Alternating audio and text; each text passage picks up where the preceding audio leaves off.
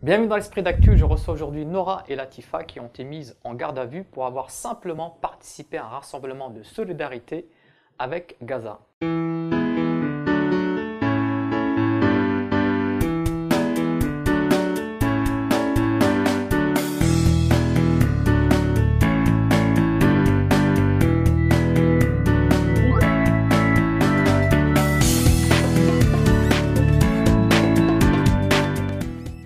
Alors bonjour Nora et Latifa.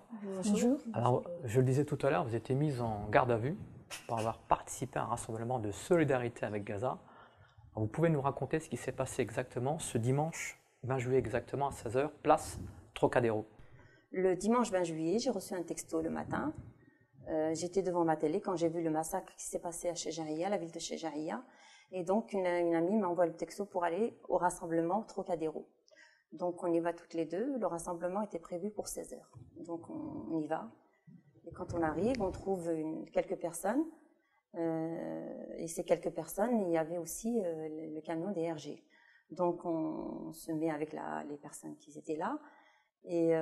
Donc les RG étaient au courant. Les RG étaient au courant, tout à fait. Les RG étaient au courant. Il m'est arrivé dans des précédents rassemblements ou manifestations où, lorsque la manifestation était interdite ou le rassemblement, la police est déjà à l'entrée du métro pour nous interdire de se rassembler. Donc moi, j'étais partante, j'étais confiante que ce rassemblement, il allait avoir lieu. Ce rassemblement, c'était justement pour soutenir et dénoncer le génocide qui est en train de se passer sous nos yeux à Gaza, fait par les Israéliens, cette armée criminelle sioniste qui n'arrête pas de bombarder, de massacrer des centaines de civils. Donc je ne peux pas rester à la maison. Je suis mère, je suis une citoyenne française et je suis en même temps une grand-mère. Je ne peux pas rester insensible à ce qui se passe à Gaza actuellement. Et donc je suis partie pour soutenir ce peuple en détresse. Voilà. Même chose pour vous, Nora? Allez. Oui, donc pour moi, c'est la même chose. Je me suis rendue sur place, c'était pacifique. Donc voilà, nous étions sur place pour dénoncer les massacres à Gaza. Et la même chose, je suis une maman d'un grand enfant et je ne peux pas rester silencieuse au massacre, car la douleur, elle est trop forte, trop indescriptible. Et le pire, c'est que ces massacres continuent aux yeux et à l'insu de tous les politiques, notamment en France. Donc, ce silence, nous, on ne peut pas cautionner ce silence. On ne peut pas cautionner ce silence, donc on s'exprime. Donc vous allez à ce rassemblement, vous participez à ce rassemblement, et à ce moment-là, les forces de l'ordre arrivent et vous sommes de quitter les lieux, c'est ça? Tout à fait. Tout à fait. Nous sommes de quitter les lieux. On ne quitte pas les lieux, bien sûr, parce que pour nous, c'est un rassemblement qui est légal. En France, on a le droit de manifester, on a le droit de dénoncer.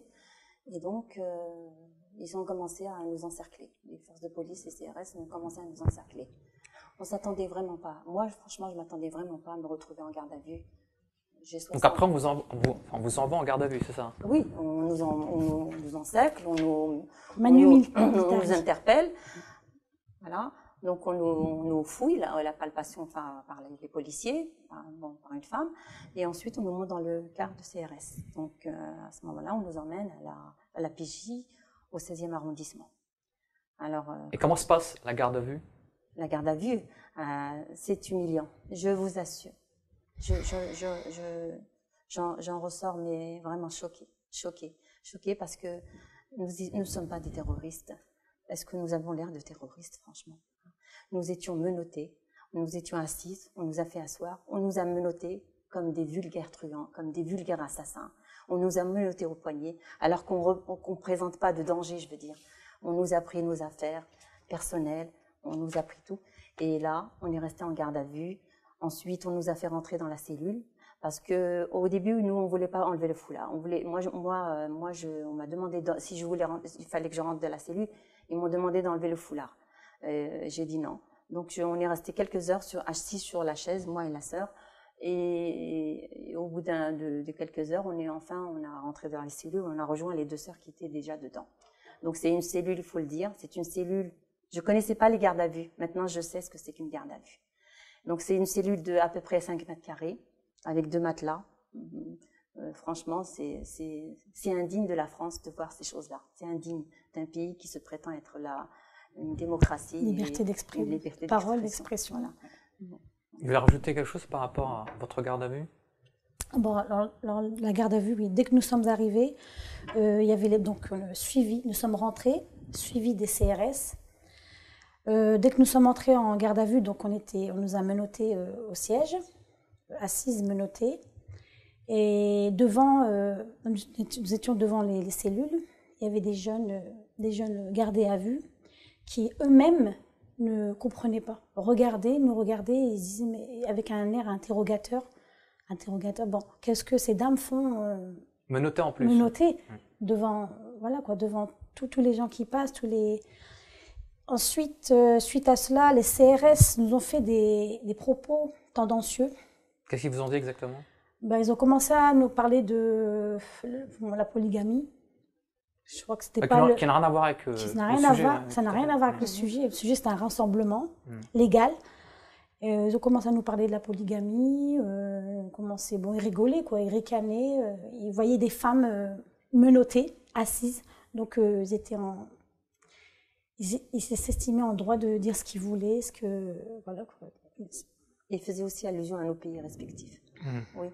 Parce que pour eux, dans nos pays respectifs, on n'a pas le droit de manifester. Donc pour eux, ici en France, il y a tous les droits. Mais les droits sont bafoués, même ici en France, ils sont bafoués, les droits. Donc, après, à l'issue de la garde à vue, qu'est-ce qui se passe au bout de 24 heures? Qu'est-ce qui se passe après? Moi, je tiens à rappeler, ce qui m'a choqué et humilié, c'est que lorsqu'on m'a pris pour mon audition, ma deuxième audition, parce qu'on a eu 4 auditions, moi j'en ai eu 4. La première audition, c'était pour décliner son identité. On s'est soumis à toutes leurs demandes. Oui, franchement. Et la deuxième, alors un policier est venu et en montant les escaliers, donc il m'a demandé pourquoi j'étais là. Donc j'ai dit pourquoi j'étais là. Et là, il m'a traité de conne. Excusez-moi le terme, je le dis, mais il m'a traité de conne. Vous êtes voilà. Je confie. Donc il me l'a dit 2 fois. Il lui dit, monsieur, je vous respecte, respectez-moi. Il m'a dit, vous avez qu'à le faire, vous avez qu'à m'insulter vous aussi. Je pense qu'il cherchait par là le fait que moi aussi je le. Il voulait vous provoquer en fait. Voilà, tout à fait. Il voulait me provoquer pour que je passe moi aussi, je l'insulte. Ce que je n'ai pas fait. Je suis restée digne. Je n'ai rien à me reprocher. Je n'ai absolument rien à me reprocher, si ce n'est que je ne peux pas rester insensible un instant à ce qui se passe à Gaza actuellement. Voilà, tout simplement. Et vous, les policiers vous ont également provoqué? Je confirme, le même OPJ, je confirme, il m'a pris par les bras, m'a pris le bras et m'a forcé à monter les escaliers pour une énième audition. Sachant que ces auditions-là, pour mettre un peu plus de pression et de suspense, quoi, dès lors qu'on entrait dans la pièce, il faisait appel à d'autres collègues pour nous déstabiliser. Il faisait appel à d'autres gardés à vue pour nous déstabiliser, pour nous humilier encore plus devant les autres. Et donc avec des paroles, ils exultaient quoi en fait. Ils exultaient à nous lancer des paroles. Après on vous a demandé de vous prendre en photo. Oui, ce que j'ai refusé, ce que nous avons refusé.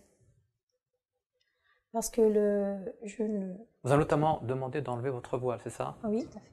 Oui. Vous avez donc refusé? Nous avons refusé. En fait, on n'a pas refusé, on a refusé avec un homme. Avec un homme, en fait, oui, voilà. On a demandé à ce que ça soit une femme. Si c'était une femme, on se serait soumis avec volonté. Les empreintes avec une femme. Ils appellent ça la signalisation. Vous voyez, j'ai appris des termes en étant en garde à vue. Donc la signalisation devait être faite par un homme et donc on a refusé. Moi, j'ai refusé, la sœur a refusé. Vous aussi, vous avez refusé? Ouais. Moi, j'ai refusé parce que je pars du principe que je n'ai rien fait. Je ne suis pas une criminelle. Je n'ai pas à être prise en photo comme si j'avais fait un délit ou commis un crime. Prendre mes empreintes. Donc moi, j'ai refusé. Voilà, je n'ai rien fait. J'ai maintenu, mais j'ai maintenu ça jusqu'au bout. Après la TEFA, vous avez été présenté devant le délégué du procureur. Oui, tout à fait. Au bout de 48 heures. Au bout de 48 heures, oui, effectivement. Il faut le dire, on s'est trouvé, c'est la période du Ramadan déjà. Il faut Tout le ça, dire. vous étiez en Alors le dimanche soir, on a dû avoir quelques verres d'eau. tout. Tout ce que vous avez rompu de jeûne avec Des verres d'eau. uniquement. Seulement des verres d'eau. De l'eau. Alors que certaines personnes attendaient dehors, ils ont proposé à nous donner des dates, les personnes qui nous attendaient dehors, ceux qui étaient avec nous en manifestation. Ils ont refusé, la police a refusé de nous donner des dates. Ils ont proposé à nous donner juste... Alors qu'ils savaient parfaitement que vous jeûniez. Tout à fait, parce qu'on leur demandait, on regardait le ciel, on avait un petit bout de ciel, on regardait, et il y a des moments où on leur demandait si c'était, quelle heure il était. Voilà. Pour rompre le jeûne. Voilà. En fait, on n'avait aucun, comment dire ça? On perd la notion du temps. On perd la notion aucune du temps, information voilà. en termes d'horaire. Oui, d'horaire, de rien du tout. On perd la notion du temps. Donc le dimanche soir, on a bu de l'eau. Et moi, toutes les quatre, on se demandait comment on va pouvoir supporter le lendemain, sans avoir mangé, sans avoir eu quelque chose à manger. Mais alhamdoulilah, Vous avez pu supporter une deuxième journée de jeûne. Oui, tout à fait. Ça dure. Et les deux sœurs sont parties au bout de 24 heures de garde à vue. Nous, on a été retenus. Juste, le motif était que parce qu'on n'acceptait pas la signalisation faite par un homme. Et le lundi soir, à ce moment-là, on a eu droit à une brique de jus d'orange avec 2 petits biscuits dans un sachet. Et j'avais réclamé j'avais demandé, moi, s'ils avaient du café, s'ils avaient un peu de pain. Ils m'ont dit que non. Rigoler. Voilà. Le lundi soir, on a dormi. J'ai pu quand même fermer un peu les yeux. Difficilement, mais quand même, j'ai pu fermer les yeux jusqu'à que j'entende, on dirait des cow-boys, vous savez, qui viennent, on dirait vraiment des cow-boys. J'ai eu l'impression d'être devant des cow-boys qui viennent et qui, avec leurs clés, avec leurs trousseaux, ils font du bruit tout de suite, subitement, dans la porte pour ouvrir. Ils ouvrent la porte et moi j'étais réveillée vraiment en sursaut. À 4h30 du matin, ils sont venus nous réveiller pour nous emmener à un autre poste de police, à un autre commissariat qui se trouve, c'est plus la sœur, je te rappelle où dans un autre arrondissement. Oui. C'est avenue Mozart, c'est dans le 16e, mais la cellule était plus retirée. Il y avait personne, il n'y avait même pas un gardien devant la cellule. On voulait aller aux toilettes. Mais ils nous ont dit qu'ils n'étaient pas là pour ça. Ils nous ont emmenés là-bas parce que à côté, il y avait que des cellules. Une où il y avait des hommes, il y avait 7 individus dans 5 mètres carrés. 7 individus qui se sont bagarrés. Et donc, ils ont voulu faire la place. Et donc, nous, on a été menottés et emmenés dans une voiture de police pour aller dans ce commissariat. On est resté quelques heures. Et le matin, on nous a ramenés de nouveau dans le commissariat, à la PJ du 16e. Alors, qu'est-ce que vous retenez de tout ça? Je retiens beaucoup d'humiliation. Je suis choquée. Je pensais que la France que j'aime, c'est pas mais moi, je m'aperçois que la France que j'aime, c'est pas la France que je croyais aimer. Je m'aperçois qu'il n'y a pas justement de droit de liberté d'expression. Vous êtes senti vraiment humiliée? Ah oui, très humiliée. Je me suis sentie très très humiliée. On a dormi sur les matelas sales, mais qui sentaient mauvais, d'urine. Et vous oui, moi qui dis à mon fils toujours de faire attention, de respecter la police, d'être un bon citoyen. Il a 18 ans maintenant. J'ai fait tout pour qu'il soit une personne bien. Et je m'aperçois que en France, en fait, juste pour dénoncer, pour crier sa peine, quoi, de voir tant de... Oui, de porter une solidarité à l'égard des Palestiniens. Voilà. Il faut pas. Ça fâche. C'est un sujet qui fâche au point de se retrouver devant... On criminalise la solidarité à l'égard des Palestiniens. Exactement. Criminalise, en passant par des gardes à vue, par du mépris, des insultes, des propos islamophobes, la violence physique. J'en ai des traces encore. Mon médecin a constaté par certificat médical l'odeur dans les cellules, l'odeur d'urine. On était à 4, on dormait par terre, on était serrés, on essayait de se souder entre nous. Moi, je connaissais personne. Je connaissais personne, mais du coup, on s'est créé... On a créé des liens. Voilà, on a créé des liens. Donc, il n'y a pas d'hygiène, comme je vous disais. Et je disais des insultes islamophobes. On nous disait qu'on se cachait derrière notre voile pour, soi-disant, pour cacher nos... Je ne sais pas ce qu'ils voulaient dire par là, mais il y avait des propos qui fusaient à droite, à gauche. Donc, on n'a pas dormi pendant 48 heures, ce que je disais. les policiers faisaient du bruit exprès, ils mettaient leur portable au volume, à haut volume, et ils rigolaient. Et voilà, qu'on ne nous laissait pas dormir. Surtout que, comme nous deux, on avait refusé la photo, la signalisation. Donc ça a été de plus belle. Donc on nous a mis 24 heures de garde à vue supplémentaire punitive. Pour avoir refusé cette photo? Oui, pour avoir refusé cette photo.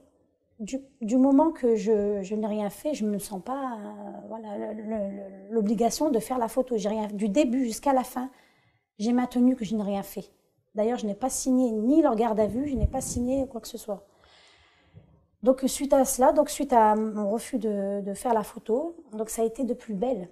Ils ont allumé ils ont mis à haute intensité les néons qui sont au-dessus des cellules pour qu'on ait bien chaud dans la cellule.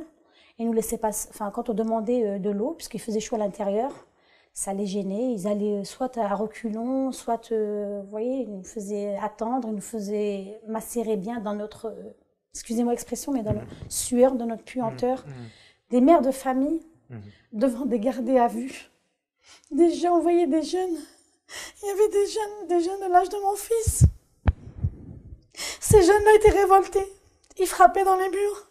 Ils disaient pourquoi ça peut être nos mères. Ils disaient aux policiers, est-ce que vous pouvez mettre vos mères en garde à vue comme ça? Surtout qu'ils avaient entendu la raison pour laquelle on était amenés en garde à vue. Et pour eux, c'était encore plus une injustice.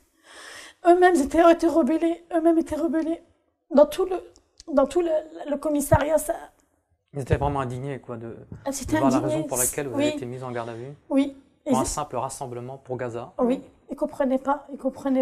On voyait dans leur visage, on se voyait à travers leur visage, quoi. C'est hallucinant, quoi. Oui. Même aux toilettes, c'était un homme qui nous accompagnait. Il fallait faire vite fait. On urinait sur nous. On essayait un maximum, moi et les sœurs, de rester dignes et propres. On avait, en guise d'hygiène, on avait juste un petit lavabo. Un petit lavabo, un verre, un gobelet. Avec ça, il fallait se laver, boire dedans. Et voilà. Et puis pour la prière, on n'en parle pas, donc c'est pas un endroit propice. On nous a vraiment, vraiment, vraiment considérés comme des moins que rien. Merci à toutes les deux d'avoir eu le courage de témoigner après cette humiliation. Allez-y. Je peux dire que ça n'entachera pas. Détermination, vous êtes déterminé. Je veux dire que ces 48 heures de garde à vue, malgré toute l'humiliation, n'entachera pas ma solidarité avec ce peuple palestinien, avec Gaza, la meurtrie. Même chose pour vous. La même chose, et j'ajouterais aussi que cette expérience, comme disait la sœur, nous a renforcés. Et je voudrais dire aux personnes qui partagent le même sentiment d'injustice face à Gaza, que peut-être pour la police, c'est une sanction, mais pour nous, non. Donc il ne faut pas avoir peur, quoi. Il ne faut pas avoir peur. Au contraire, il faut continuer. Comment expliquer ça? Il ne faut pas se laisser intimider. Il ne faut pas se laisser intimider, non. On est vivant, Dieu merci. Et au pire des cas, je préfère... On m'a toujours appris qu'il y avait des hommes qui étaient morts pour leurs convictions. Eh bien, je préfère mourir pour mes convictions que de mourir lâchement, comme un lâche, quoi. Merci en tout cas à toutes les deux, encore une fois, bravo pour votre courage. Merci. Donc à très bientôt pour un autre numéro de l'Esprit d'Actu.